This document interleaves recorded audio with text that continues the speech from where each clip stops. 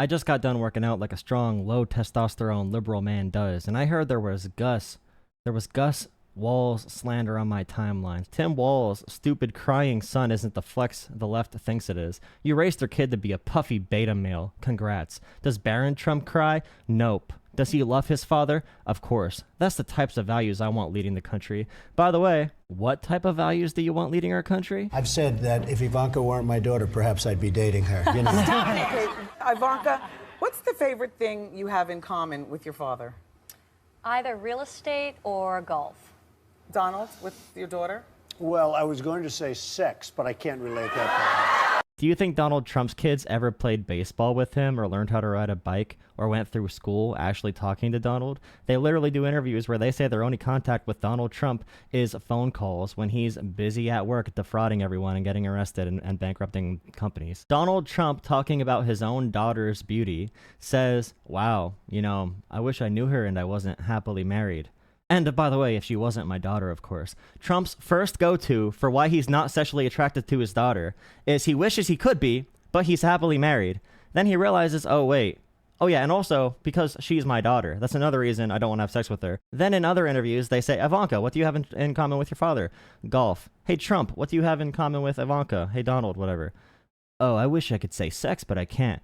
Trump has literally said these things about his kid. Tim Walz, his family is the most normal American family to ever get close to the White House and probably American history. I don't know how far back we would need to go to find someone as normal as the Walz's family. And it's amazing seeing them talk about Tim Walz being expressive and having emotions, as if that's a bad thing. We all wish the men in our lives weren't so inflamed by toxic masculinity. I don't use the academic term, but that's what it is. It's men being insecure. It's men not being able to talk about their emotions. It's men being afraid of talking about what they're really feeling inside. They'd rather hide inside their brains and lash out on others rather than resolve the issues and bring them out. And rather than share love and say I love you and give each other hugs and show how to properly love each other as a father, many of our fathers just hid, just found alcohol, just found gambling, just hid from their traumas growing up. They never resolved, and they passed those traumas down to us. Seeing Tim Walz being so open and loving and expressive with his kids is showing so many of us what we wish our fathers would have done, what we wish older men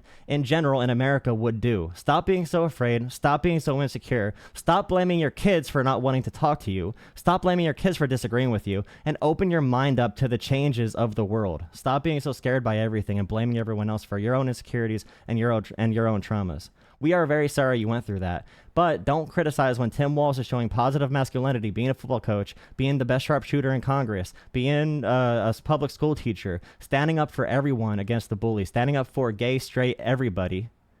Don't talk about Tim Walz like it's a bad thing that he's able to accomplish the one thing in your life that you can't do. We understand that conservative men want to be Hulk Hogan, they want to yell, they want to rip their shirts off, but how tough are you really if the only form of toughness you have is pushing your body to its limits, and you can't even have a normal conversation without being super mad and afraid? I really love when they talk about Gus because Tim Walz has such a beautiful story about hope.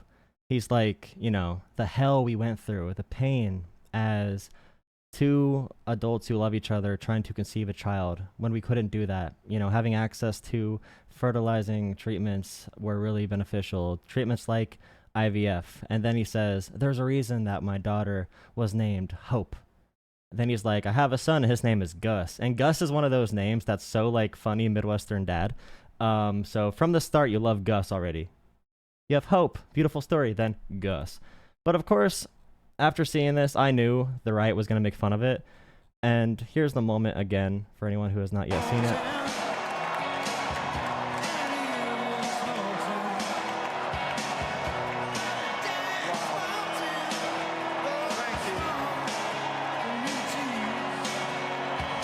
And this is from the end when Gus came up to hug Tim, I think. But you all saw the point where Gus was clapping, saying, that's my dad. That's kind of touching. Of course, Dinesh on here, one of the dumbest financial frauders ever. The kid might have mental problems, but he's acting just like Tim Walz. And of course, Gus is neurodivergent. Nonverbal learning disorder, anxiety, and ADHD. And of course, the party of family values is finding a way to attack Gus. And it's wild.